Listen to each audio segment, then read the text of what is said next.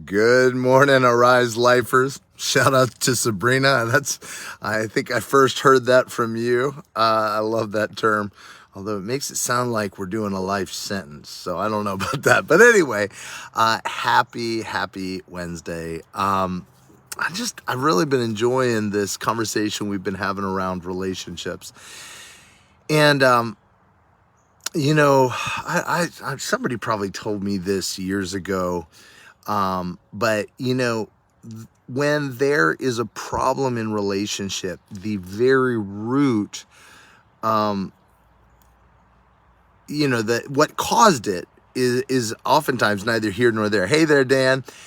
It's often what happens is, say, again, like I talked about my friend who I stepped on his ingrown toenail. That's the initial spot, right? But that doesn't destroy a relationship. It's the reactions that come next, right? Because the initial reaction that, oh my gosh, I feel like you're against me. I feel like you did that on purpose. Don't you care? Don't you love me? What, am I not important to you? Do my feelings not matter, right? That's the automatic reaction on that side. So then maybe they give me some of that, right? Just a little taste.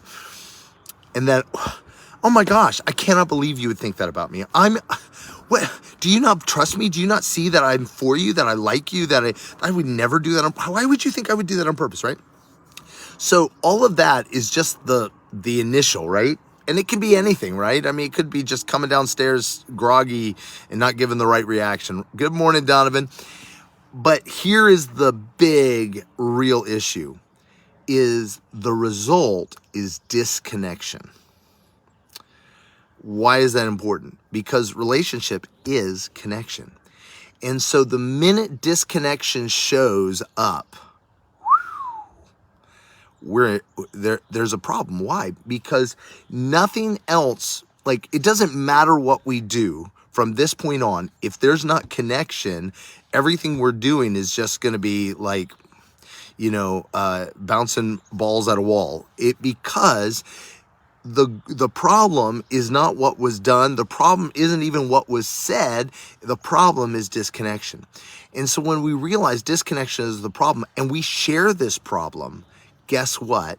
We can fight together against disconnection. This is really important because the minute I make you my enemy, disconnection's on full bore. Right? The minute I make you the author of my pain, the author, whatever, we're done. Like, I mean, and most relationships actually don't resolve disconnection.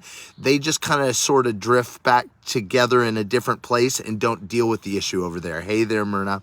And so when we recognize the real problem is disconnection, then we can pursue connection. Again, we can fight together for connection. So what does that look like? It being legit real, like in the real world where hell happens, where we get hurt. The first thing is I have to assume that this person is for me. I have to assume that this person is not the Antichrist, right? Why is that important? Because when pain happens, we are wired to make the apparent source of the pain our enemy, a threat, and fight or flight sets in. So the first thing I have to recognize is they are not my enemy. They, you know what?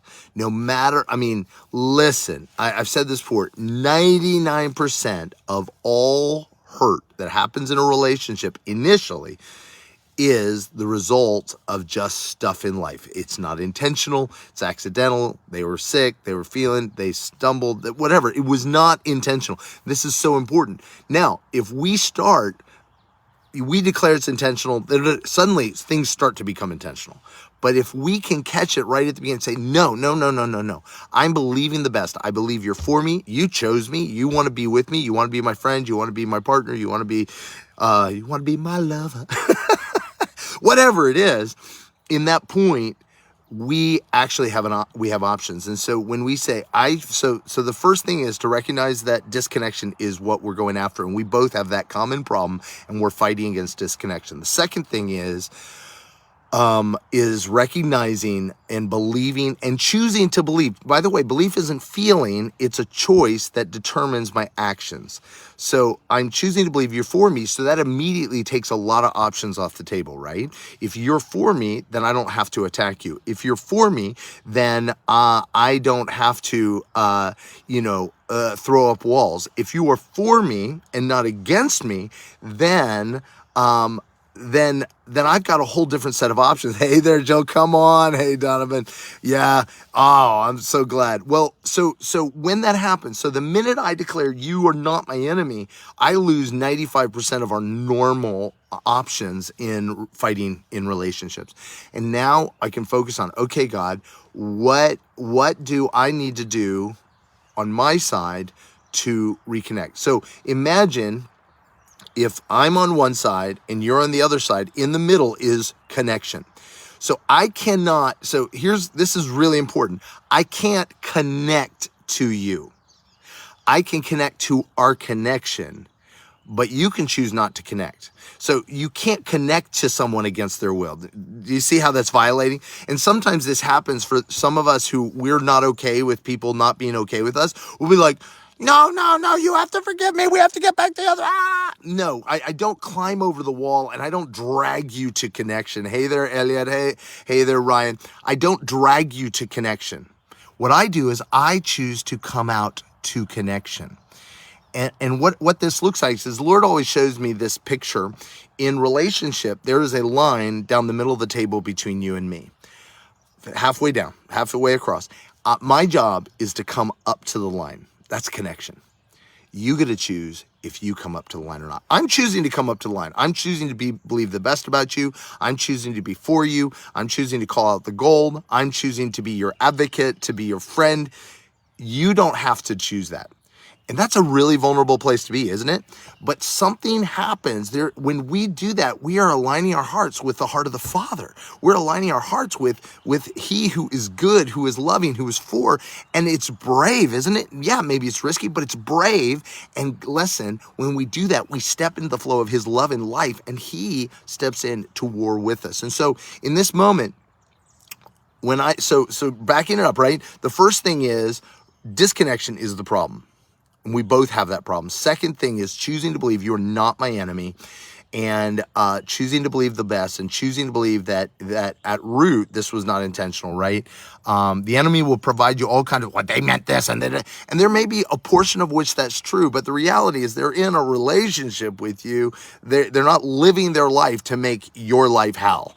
That's not the number one goal of their lives, right? They're struggling too. So fighting that they're not my enemy, that the core of this is not intentional, and then choosing to come up to the line, right? Choosing to say, God, I choose reconnection. How can I call out the gold in them? How can I, speak your life over them? How can I reaffirm that I choose relationship, but also not to go all the way, because that's scary, right? So it's scary to come to the line, and maybe they don't come up to the line. We want to go maybe the whole way and pull them up to the line, but that's violating. Instead, we say, hey, I'm for you. This is why love by nature is self-giving. I'm for you. But the final piece is this: you and I cannot do that in and of ourselves. God wired us that apart from Him, we choose self-protection. Why? Because apart from Him, it's a very scary world. But when I choose Him, when I walk out of His power and His life, guess what? He then becomes my protection. He becomes the power and the hope. And suddenly I have the ability to show up in what situations might have been scary. I have the ability to show up, not with guns blazing. I can do that. And so I have to do this out of His life and His love. And so it's not just something I do as a work of the flesh. I do it out of Him. And so I say, God, show me your heart for them. Show me how I can partner with your heart for them, trusting that you care for my needs. You are my protection. Show me your heart for them. And I'm going to call forth that, and I'm going to be for them, even if they're against themselves. Whoo, come on. That's right. Scary, heartbreaking and scary. Yeah, this can be a really hard word. especially in relationships where we have spent even decades building up this scenario, right? I call it like, you guys know the clip Wile E. Coyote and Sheepdog. I'll post it down below if I can find it, where, every day they're like, hey, Ralph, they walk into work together, clock in, and immediately, the coyote's trying to steal the sheep and the sheepdog's trying to fight him. And it's like, we just go right at it. We know what the plan is. But God wants to rewrite those scripts today. He wants to give, and listen, he is the only one who can empower us to rip up the script and to write a new script and come up to the line and choose connection in this place. So I don't know if this is pushing you over the edge. I don't know if this is helpful, but I am believing that there is breakthrough for you all today for each of us in the areas of relationship. Oh man. Hey, listen, we got youth tonight. Going to be powerful. There's worship. Wow, the worship team is coming together with Marina, youth worship team. I'm excited. I'm going to believe they're going to be leading us on Sunday sometime, not too far in the future. It's going to be powerful time together. I believe there's some crafting before, maybe some like, coloring books for grown-ups kind of thing. But anyway, look forward to, if you've got a youth, bring them out. If you've got, come on, Jill, come on. Yeah, come on, Donovan. That's good. But yeah, so if you got a youth, or if you have a heart to volunteer with youth, hit us up. We'll tell you how to get involved there. But love you guys. Oh, also, I don't know, there might be places tomorrow night for Zoom Prophetic. If you're interested in being part of that, let us know. But all the events, the place to sign up for all those is ariselife.org/events. Have a great day, guys. Take care.